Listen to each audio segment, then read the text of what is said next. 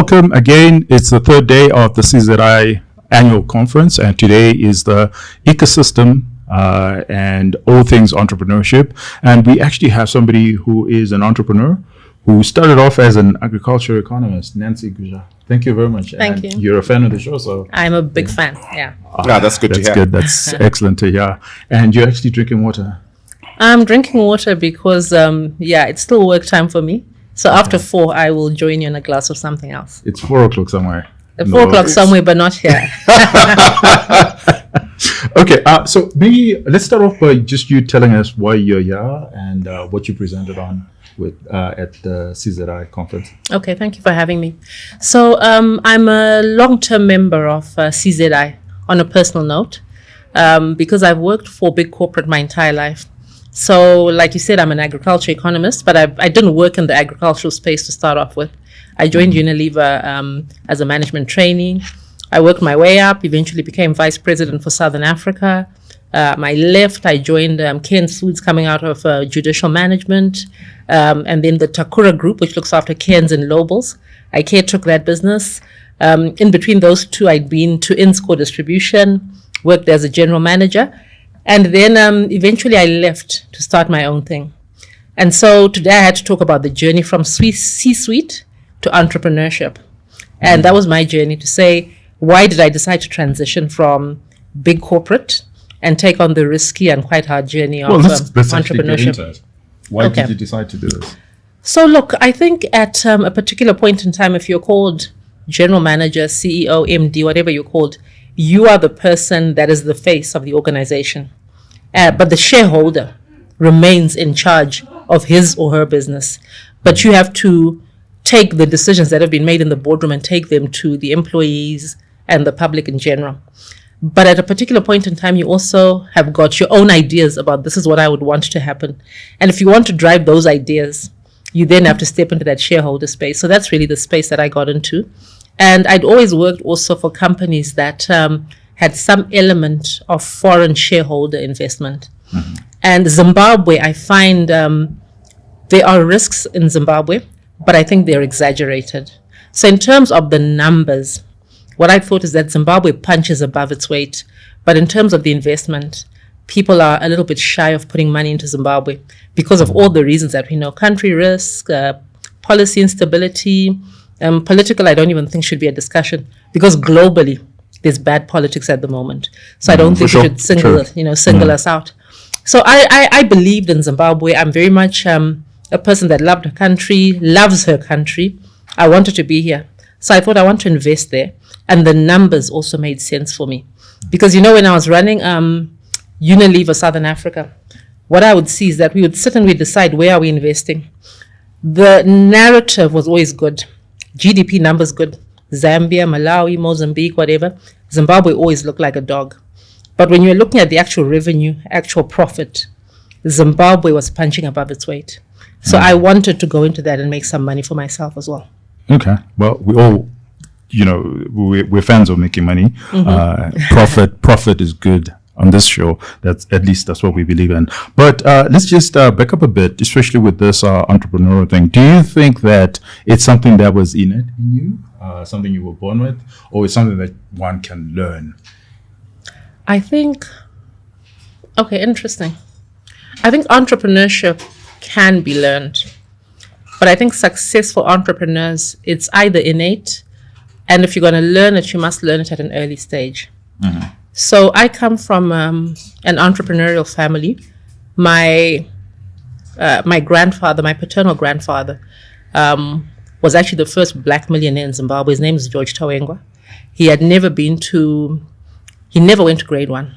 Mm-hmm. But he went on to establish Mshandra Pamwe Buses, Mshandra Pamwe Hotel, and all his children were entrepreneurs. So when I went to university and I told my dad, who was running his own business, and my mom that, I've got a job at Unilever. Other parents were celebrating. My dad was so mad with me because he said to me, this is not what we do. We work for ourselves. But I loved corporate and I've enjoyed corporate. But then I got to a certain point where I think whatever was innate now was coming up, and then I chose to run with it. So what do you make of the argument sometimes made in Zimbabwe about a lot of our entrepreneurs that they emerged because of the chaos and dysfunction. That if over the last 25 years, we didn't have hyperinflation, we didn't have all these challenges that have tormented the business world, if we were just, from a policy framework, if we were just stable and enjoying steady economic growth year after year, and the corporates were able to double down on their investments here and grow, a lot of the people who migrated from the C-suite to entrepreneurship would never have done so. They would have stayed comfortably in the corporate world. I think there's a certain truth to that. But I think entrepreneurship by nature is opportunistic, because you look at your environment, you spot an opportunity, and then it depends on your appetite for it. So yeah, I think maybe I might still have been in the C-suite, but there would have been another person who was looking at that environment and seeing that opportunity and thinking, I've got the appetite for that. So I think entrepreneurship is opportunistic, because you will find that in a war-torn country, in a drought-ridden country, there are people rising and making money there. So they're scoping that opportunity, and they're just thinking, I've got the appetite for this. I've got an answer to this problem, and then they answer it. Okay. And then entrepreneurship later on in your life, and not to say that you're old. And I'm not. And I'm certainly you look like you're not still in old. your 20s, but I mean, working for a multinational, that can only happen with, years of experience. But what I'm trying to understand is entrepreneurship when you're young, and entrepreneurship because you grew up in an entrepreneurial family. What do you think are the benefits of, second half of life, going into entrepreneurship, second half of life, or are there challenges? I think it's worked well for me, because I'd spent well over 25 plus years in corporate. The one big thing that you get in corporate, apart obviously from a fantastic thing they're called a paycheck every 30 days. Because I mean, you can't beat that. And once you're in entrepreneurship, it's a bit uncertain. You have to pay people. And then if there's change there, It's lumpy. yeah. But the one thing you get to understand is you get to understand systems. And there are people who will pick up the phone call of Ken CEO, who won't pick up the phone of Nancy Groby. Because Nancy Groby, like, who is she? But that one I know that they've got this behind them. The institution. The institution. So the reality of corporate is that it allows you to build networks. It allows at least your name to become known by people that matter. So I think for me, it worked well for me. But if I had to do it again, I would probably spend maybe 10 years in corporate and then leave, like maybe before 40 and start. So what kept you in corporate? Because we know there are lots of people in corporate right now and are thinking of making the jump. Look, I think corporate's comfortable. I think corporate is comfortable. If you've got a good employer, you're getting your paycheck and the other benefits, which I'm not going to go into, because people might be like, why would you go into all those benefits? Why would you leave? I think it's comfortable. And I think there just comes a point in time where either that comfort is no longer enough, you think the opportunity is bigger, or the discomfort in corporate is too much, because there is a certain there's politics. There's a certain discomfort. There's the politics is it's not made up. And for me, what I think I saw was the opportunity. Okay. And I thought this opportunity is big. And there was a little bit of dissonance, not between me and my last employer, which was Ken's, which I loved, but consistently between myself and my employers. I thought the opportunity was bigger than what they saw. And when you see an opportunity, what you should do is go after it. And then I think it also has to do with life stage, because I'd reached a life stage where I think my child was almost ending like his school career. So I didn't have the risks that were keeping me there to say I need the school fees and I will not be able to do this, or I've got rentals. I think I had a little bit of comfort. You know that the average entrepreneur in America is actually, the average age of a startup entrepreneur is actually 40.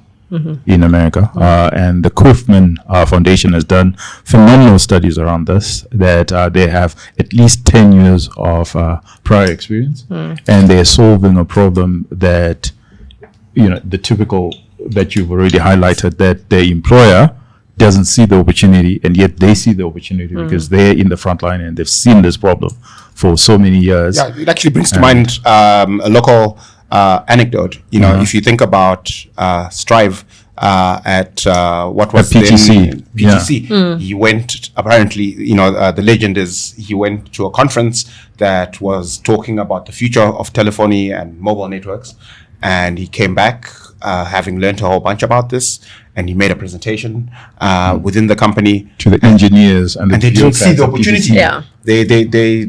They thought, hey, well, we've got all this capital invested in fixed line infrastructure.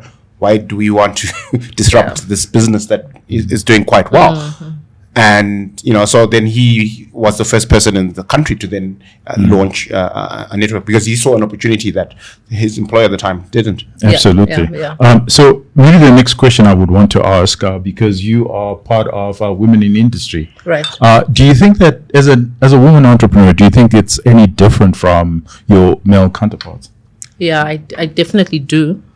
But I've chosen, it was a deliberate decision I made ages ago, to not dwell on it, because there is a difference. Men play golf, you guys are going to go and continue with Friday drinks and so on. And A lot of women play golf these days. and if we are honest about, a lot of women do. I'm not one of those women, but I'm getting into it. So I'm getting into everything later in life. But the reality of it is that you can build your own network in a different way. And I find that for me, both in corporate and in entrepreneurship, I think being a woman has been an advantage for me. Because when you do walk into a male-dominated space, people want to know where are the guts from, what is she doing here? It's a platform. And what you're looking for anytime you want to fundraise or to market is a platform. So it now depends on how you take it. And whilst I might not be, at Friday drinks with you up until midnight, I don't mind. I could be there till I could be there till 6 or 7, and I can have my platform. I can pitch my story, and then we pick it up on Monday morning if there's an interest there. So I do think there's a difference. But what I've encouraged women not to do, because in as much as I'm not old, I'm at the stage where I mentor quite a few people, is say don't dwell on the disadvantages. Don't dwell on the differences, because they exist. And what you just have to do is you have to navigate within the space that you're in, because you're not going to, wake up and, well, you could in today's world. I was going to say transition. You could identify. You could identify as, but no one wins from that. And I think the same way that I said entrepreneurship is opportunistic, I also think success comes to those people that don't sit and kind of whinge about, I'm a woman. So there are differences. You could say there's some disadvantages, but you have to navigate, because that's life. Yeah, that's interesting, because so far our conversation is really dwelling on an entrepreneur, but the socialization and everything around entrepreneur, and less the actual opportunity. So let's even go deeper there, because I think there's a lot to gain psychologically. Do you think that you have to be psychologically of a certain personality or of a certain awareness to do well in entrepreneurship than you would in corporate? Yeah, I think both of them have got a little bit of, the nature versus nurture argument. And I think once you've decided what you want to do, you must nurture yourself in that direction. So I don't think it's particularly about a temperament. I think it's about a decision. Because you will have met, I'm sure, and I have, entrepreneurs that are big personalities. You meet them and you're like, I can understand why this person did well. And then you can also meet a person who's quite reserved. They're on the sidelines, but people are telling you this person is worth so much. They've done this, they own this. And you're thinking, I wonder how they did it.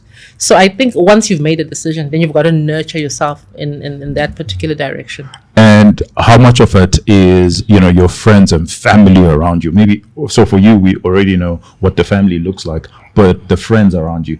Have you had to change friends? Okay, that's a hard one. I think your friends, your inner circle certainly, and the people that influence you, they change as you move. In terms of where you are going, I think it's natural. So if you are deciding that I want to pursue entrepreneurship, and maybe all your friends formerly were in corporate, you'll find that naturally a few of them will fall away, because you are now going after different things. So the circles around you will change. So I think it's a natural thing. Okay. But it's not a very deliberate thing that I've done, because I think it's, I would find it too clinical to kind of sit and say pros and cons of John and Chipo and start ticking people off. But I think it's a natural thing. You'll just find that, like, certainly when I think about it now, the friends that I probably would have had in corporate, the close friends, they may still be friends, but maybe no longer in the inner circle. Okay. Go ahead. So what do you think about the entrepreneurial culture in Zim? One of the things that Tinashe and I, always gripe about is the fact that we don't seem to celebrate entrepreneurs enough. I think we grew up in a culture which was very conservative. You were supposed to finish your education and get a good job and then go up the corporate ladder, if or be a professional like a doctor or a lawyer. We don't really. So to what extent do you think the culture has changed? Obviously, I think we've become more entrepreneurial because of the chaos of hyperinflation and the fact that the informal sector is so much bigger than it used to be, certainly 25 years ago. But to what extent do you think, where do you see the culture and versus the ideal? Okay, I think we can't distinguish in Zimbabwe between actual entrepreneurs and people doing other things but having a lot of money because of those other things. So I think it makes it difficult, because on the face of it, both of them are presenting what looks like the same result. So a lot of times you are celebrating people where there's no depth or there's no story to them. And the people where there might be depth or stories, to what they're doing, just put their heads down and think, I don't want to be associated with this, so I'll get on. So I think there's not, I think there's a lot of confusion. There's no clarity around who's a true entrepreneur and who is a person doing other things. And I think it'll continue to be like that for some time, because unfortunately that's where we are. And I think it'll carry on until it sorts itself out. So we don't understand true entrepreneurship in Zimbabwe. So it's hard to celebrate something that you can't clearly say, here's how I define it. Maybe you can define it for us. True entrepreneurship. Okay, so for me, I think... Well, let's actually just have a discourse around it. Yeah. Because the question you asked was around entrepreneurial culture and celebrating or nurturing that. So when I think of an entrepreneur, it's someone who has... someone who is in pursuit of success and may have achieved it or may be on the road to achieve it, but there is a real business, whether it's a business in tangibles, like what I do, I manufacture, or it's someone who's doing something in the digital area, but there must be something that you can say, this is what he's pursuing to make his money. And it can't be Tinderpreneurship, and it can't be, thank you, because I'm choosing my words. Yeah, it can't be Tinderpreneurship. It can't be something that, when you look at you don't really understand what is the business model. And it can't be a business model that is defined by maybe a surname or a contact. It must be based on what you actually do, what skills you bring to the table, what value you're delivering to your consumers, to your customers. Then I think we've got an entrepreneur. Because entrepreneurship at the end of the day is about solving problems, and it's about providing what people want. So that's what I... Do you think that Zimbabweans are entrepreneurial extremely versus managerial? Because, okay, so let me give you a classic case that we often talk about is, if we were entrepreneurial, whenever we've gone out in the diaspora, we're not becoming big entrepreneurs out there. We go there for a job, and we're quite happy with the job. Whereas when you look at other societies, Chinese, Indian, when they're in the diaspora, they're starting businesses and they're entrepreneurial and they're doing very well as far as that's concerned. So that's the context in which I'm asking the question. Okay, yeah, that's a spin I hadn't thought about. But I think Zimbabweans are extremely entrepreneurial. There's an argument to be made that the ones that leave may be the ones that are more managerial. And the entrepreneurial ones would see no reason to leave, because if I go back to that definition, here's an opportunity. Because a lot of people are leaving. There's a crisis here. So I'm just going to take this opportunity and try to see if I can solve the problem. and they take the risk and they win. I think Zimbabweans are entrepreneurial. I think extremely. All right. And then let's progress to the process of entrepreneurship. How much of your time is spent thinking about the problem that you're trying to solve, and how much of it is just actually doing what needs to be done to solve that problem? I think it depends on the life stage of your business, the cycle that you're in. So in the initial stages, when you're trying to set up the business, or you're trying to fundraise, or you're trying to attract employees who in reality have to be believers, because a lot of times you're employing people for a business that hasn't started, or a business that's in its very early stages. So they are also assuming risk by becoming your employees. So at that stage, you think a lot about the problem you're trying to solve, because you have to say, this is the problem, or this is the opportunity. You have to convince people. And then I think as the organization builds, or you get 1 or 2 customers, you've got suppliers, now you've got to start thinking about systems, processes, because now you're setting up a business and you are in it. So I think it varies. And then also depending on what's going on, like if you're innovating, you've got a new product coming out or something, you may find that you're now much more focused again on what's the opportunity, what's the problem. But what I would think is that if you are the entrepreneur, you are the owner of that business, a lot of your time should be initially in around putting in systems and people in place.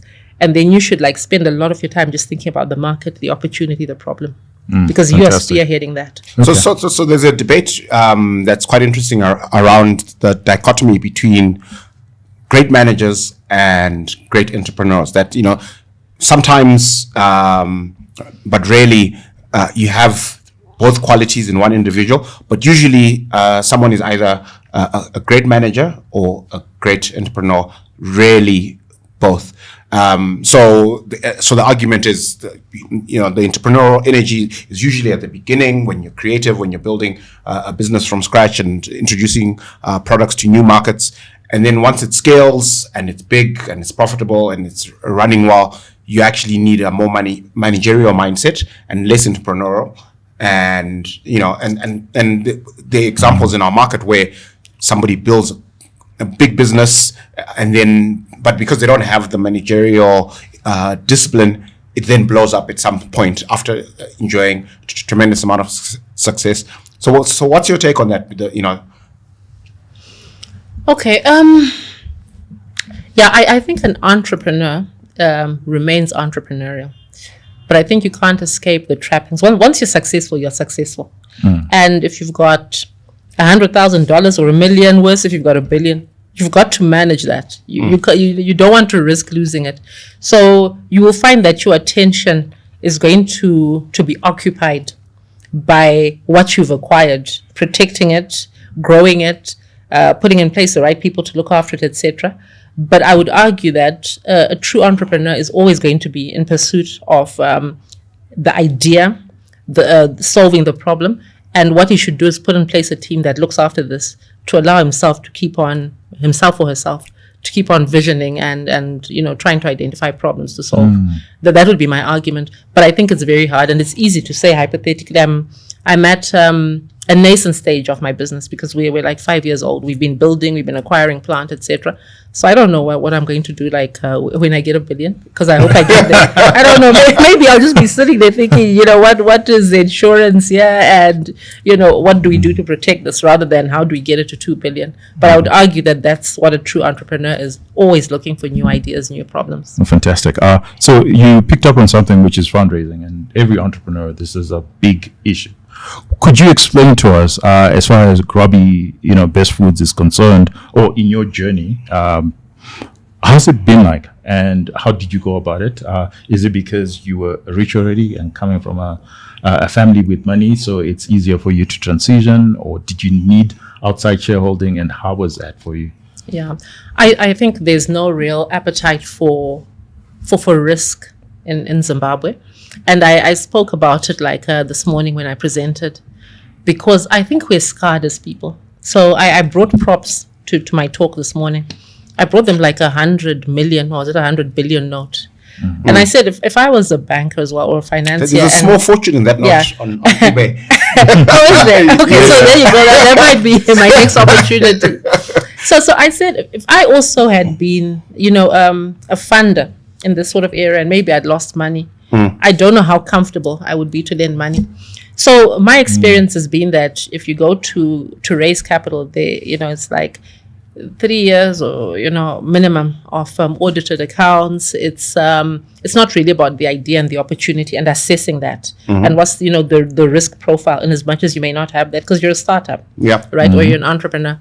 So and it's like bring collateral, bring a kidney, bring your mother. So it's that hard. helps. It's hard in Zim. So for myself, I think I was in a privileged position because I had spent years in corporate where all the employers I mentioned were good employers. I had a good package.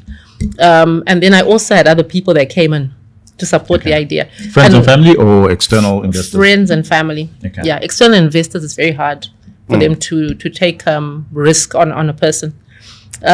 So because the risk had to be on Nancy because there was nothing, right? There was an idea and there was just my track record. So it really was friends and family. And so that's what we've done. So there's a lot of people, well, not a lot, there's a few people just sitting and waiting for a return. But I think we're into revenue now. We are slowly moving into a decent place in terms of profits. So I'm hoping by Christmas this year, I can at least give people money to buy a couple of, drinks. And then as of next year, we get into a better position. But I don't think there's a lot of organizations that were downstairs today or in this conference talking about the fact that they fund entrepreneurs and startups. And I think it's an idea that's slowly starting to take root because we are used to the US dollar now. The ZiG or ZWIG, our currency, has sort of been stable for the last maybe 12 months or so. So I think the appetite is there. But if there was even just a little bit of a policy wobble, or if there was an opening up between, official rate and black market rate, they would retreat like almost immediately. And even now you're finding that everyone speaks about patient capital, but in Zimbabwe, I think it's just an illusion. Okay. There are words we know, but I think there are very, very few people that are actually taking that risk. And I think the ones that are taking the risk will take it on maybe the top 5 ZSC listed companies, not really on anyone else. Is entrepreneurial capital energy properly valued in Zim? And the reason why I ask this is because a lot of the times when the entrepreneur doesn't have capital, doesn't have funding, usually the heuristic that you hear banded about is 30% sweat capital, because and the guys who are coming through with the money take 70%. Whereas in the rest of the world, there's that, I'll give you a famous anecdote of Peter Thiel going to meet Zuckerberg at Harvard. And, he listened to his story when Facebook was still something that was just, doing well within university campuses. And he was sold, and he wrote him a check for $100,000 for just 10%. Half a million. $500,000. Oh, yeah. So for just 10%. And there was, so there was none of this. 30% sweat capital, and I'm gonna, take 70. Where do you see the mindset in the market in Zim around valuing the entrepreneur's energy and capital? Are we still in that you're just bringing sweat capital kind of mindset, or we're much more, we've caught on to where the rest of the world is? Yeah, I think if you listen to I listen to a lot of podcasts. I think if you listen to entrepreneurs, even in Europe, they will tell you that if they want to really raise capital and to grow a business aggressively, they would move to America. So America really understands entrepreneurship. And I think they've got the framework to make money if you invest in an entrepreneur and an idea. I think the rest of the world is behind America. So if really I thought that I had an idea which needed that sort of capital and I wanted to raise $1 billion, I would go to America. And then if I wanted to raise maybe a little bit more, but not quite that aggressive, I would go elsewhere. In Zimbabwe, I think for a long time, we will continue still, shall I say, undervaluing entrepreneurial skill, or, however you define it, simply because there's still a lot that's not in place yet. And the number one thing people will talk to you about is already country risk. So when I moved from an Anglo-Dutch company, which was Unilever, which is where I spent my whole life, and I would look at when they would raise money, and if it was the US dollar, you were never talking about interest rates of more than maybe 3 to 5%, because I was at that stage now where I would see it. I wasn't the one doing the fundraising, but you could see this is the cost of money. And then as I moved back into Zim, and then as I went into entrepreneurship, you see people coming to you, you're looking for money, and there's people talking about 18%, and you have to kind of like breathe, because how do you compete? How do you compete? So I think that we will continue to be in that space, because people are going to talk about country risks, and they're going to talk about policy inconsistency, then they're going to talk about political whatever. So the reality is that we will continue to be like that. And while you are in Zimbabwe, you need to understand and appreciate that, because if you don't, you'll be frustrated. Our cost of being entrepreneurs in Zimbabwe is that you have to find your own money, or you have to find a business model that's going to allow you to make enough money to be able to borrow at 18%, etc. Okay, so let's actually double click on that, because I like that story.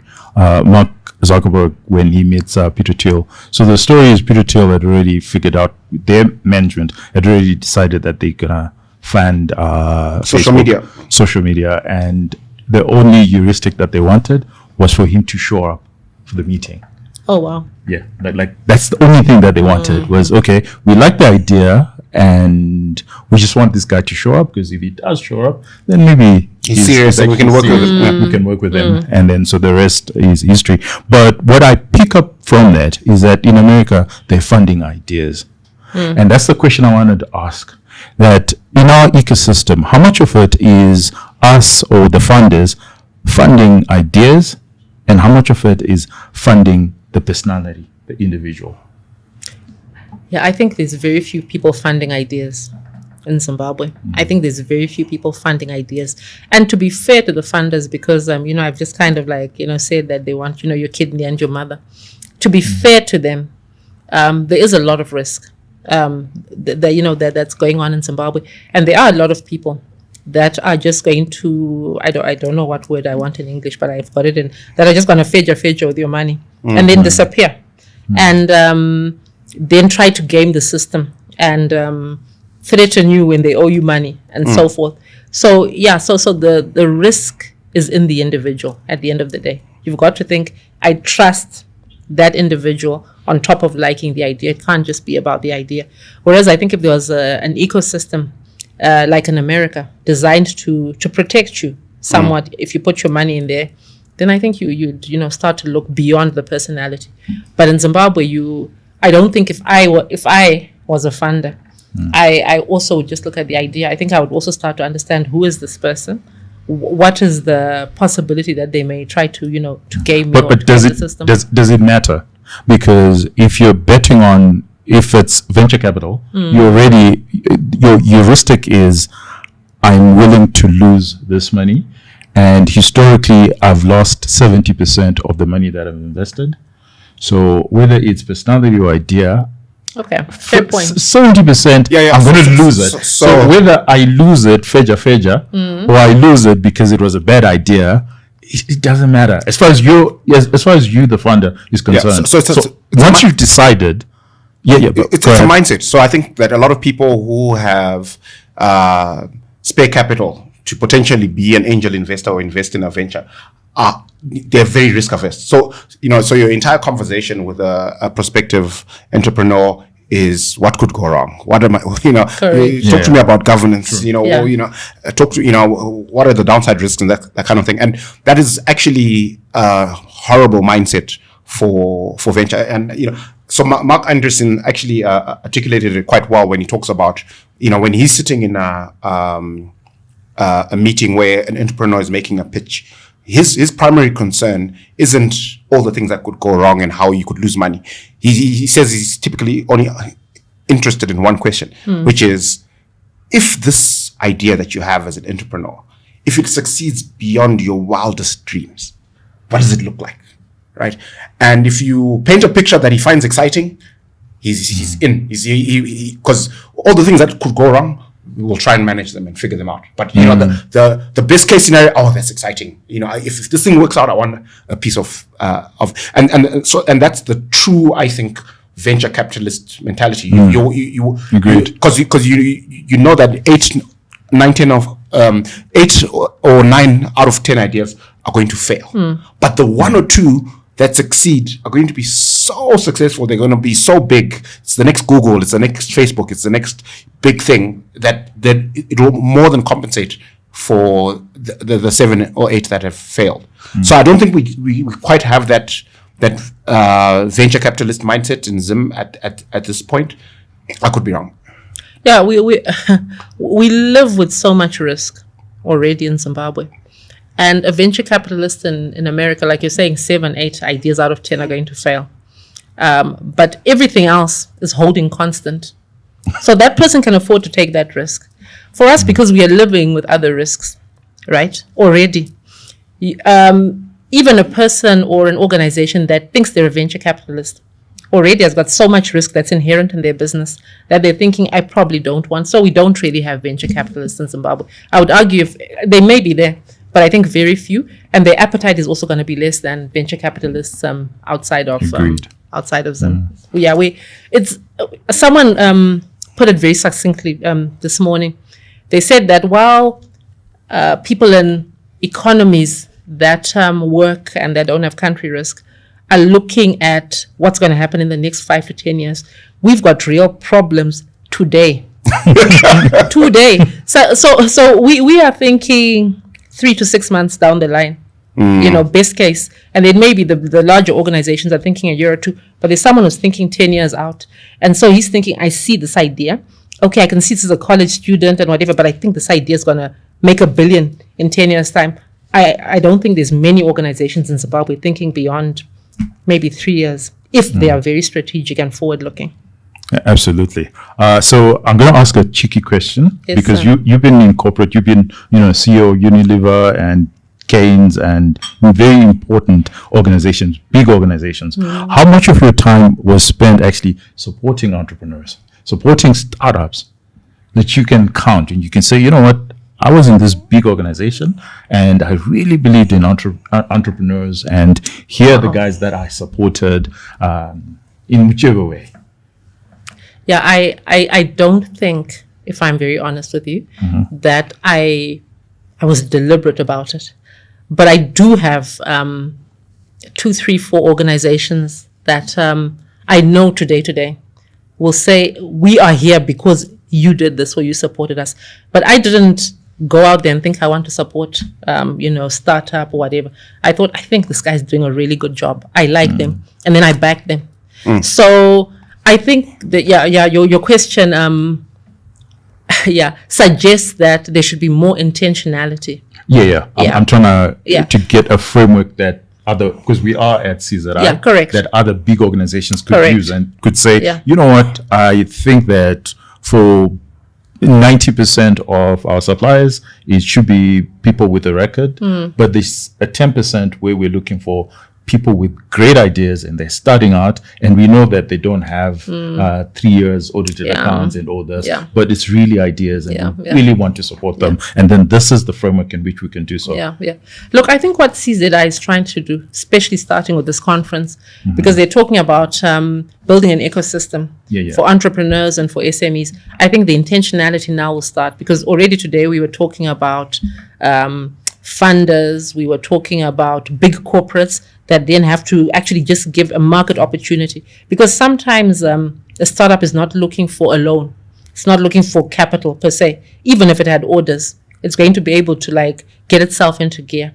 So I think the framework is being set, but intentionally, I don't think there've been a lot of companies. And for myself, certainly, I'll be honest enough to say that, no, I didn't wake up and think I want to look for, SMEs.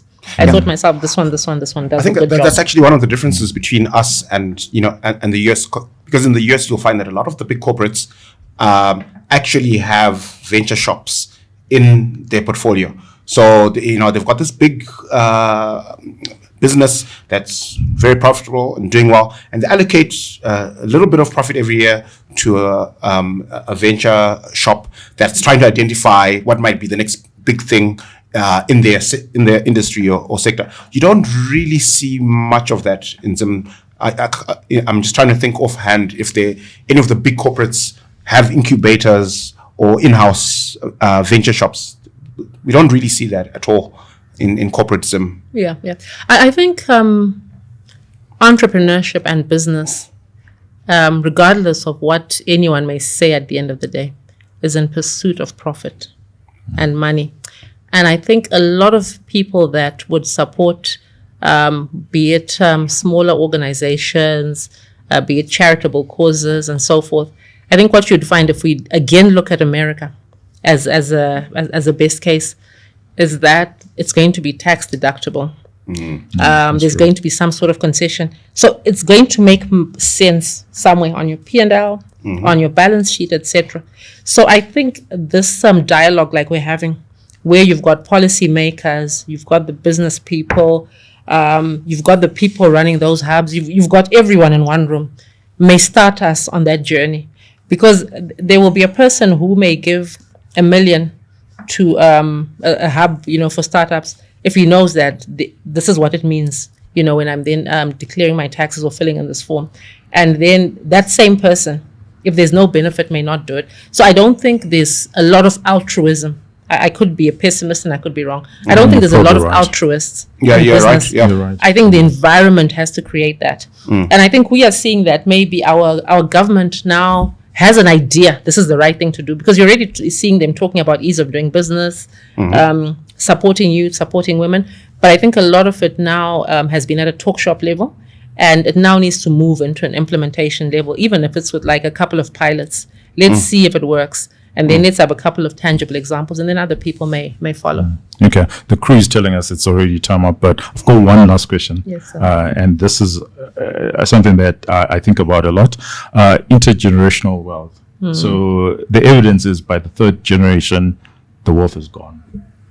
Like, no better.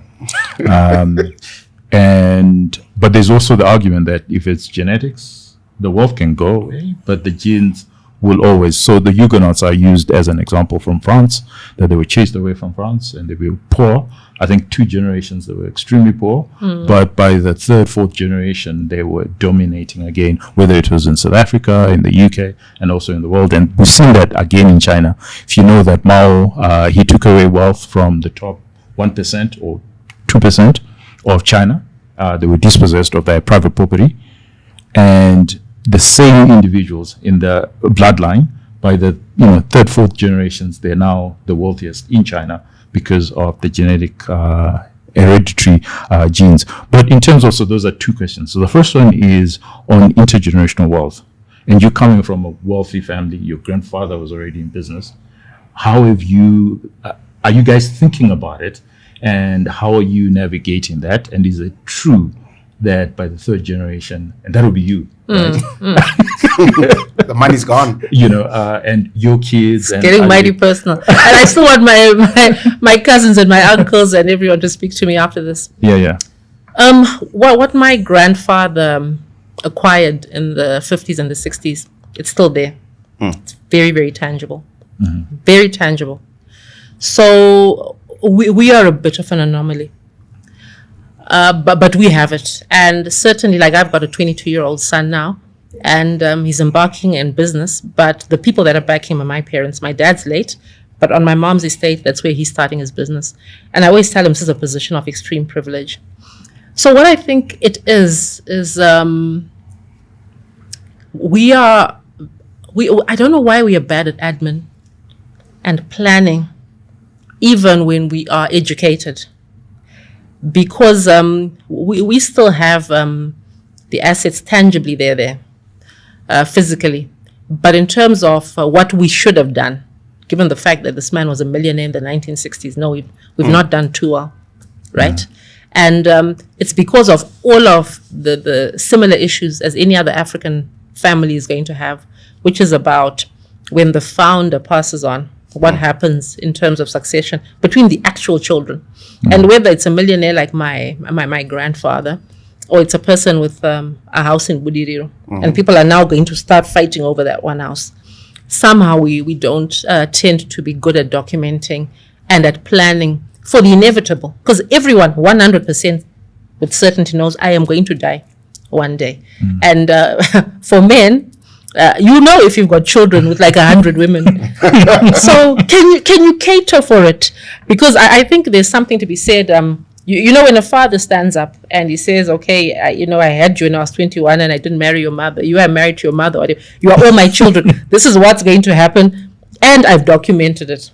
I think there's less arguments. But then when people just pass on and then it's a free for all, that's what pulls us back. So I always talk to people about, I don't want to hear about witchcraft, kurumba, whatever. Those things, they may well exist. But I think spiritual things exist in African culture, in white culture, because if you talk to a white person like at a spiritual level, they're also going to tell you, I believe this, I think this, or whatever. We spend a lot of our times occupied with it because no one has really, very few people have sat and thought about, this is what should happen. I have 7 children. This one I think could run the business. These other 6, maybe not.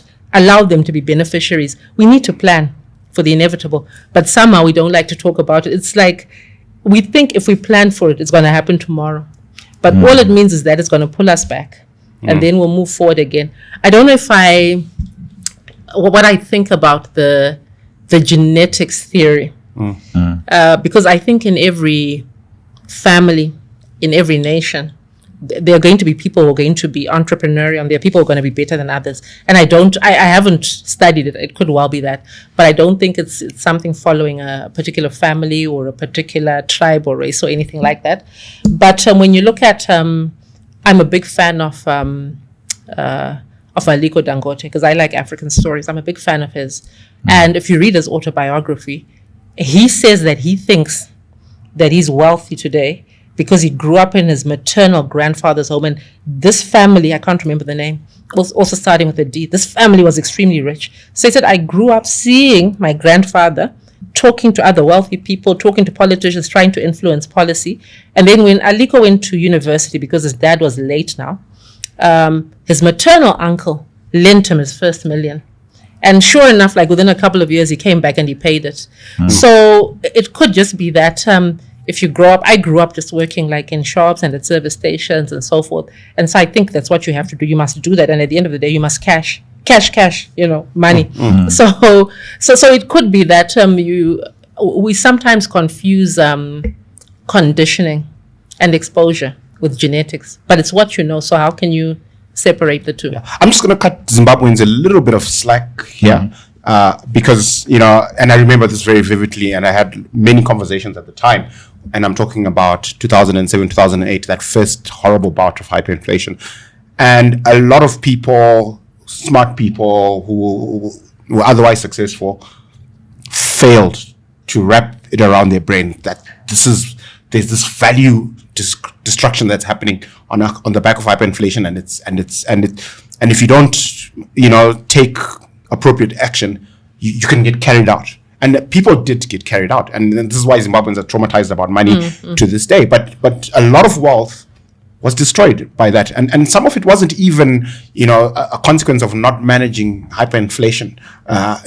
So for example, a lot of capital was destroyed when the state simply came into the market and said, hey, actually, everybody needs to sell their inventory at a price at some random date months ago. So basically, you were selling your current stock at 5-10% of the value, and this is because of a legal decree that you're powerless to defend yourself against. And people lost fortunes. And it wasn't their fault. It's not because they failed to plan or be serious.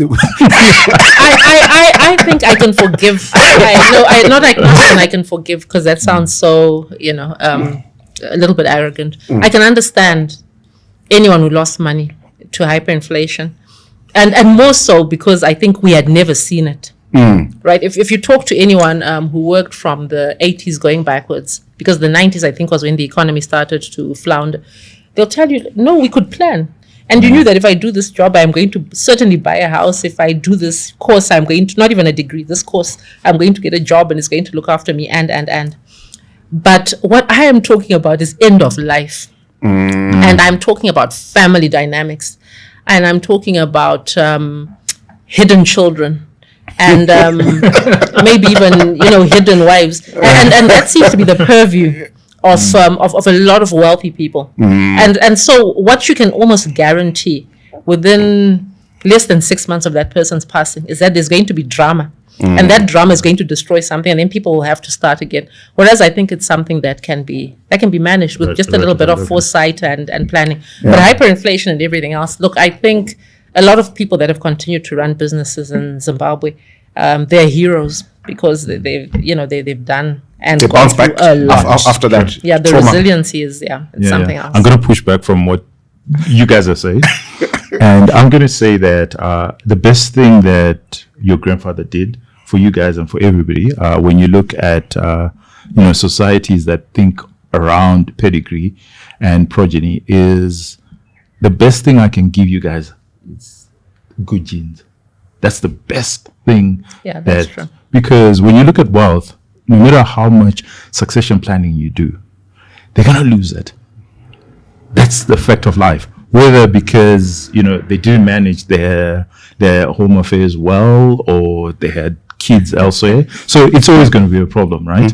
But I think that if you come from a good genetic pool, you're likely to do well.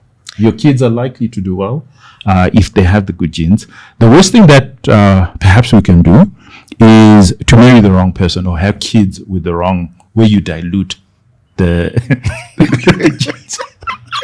There is so much I would want to unpack there. And you guys okay, but you're drinking water right now. There's so much I would like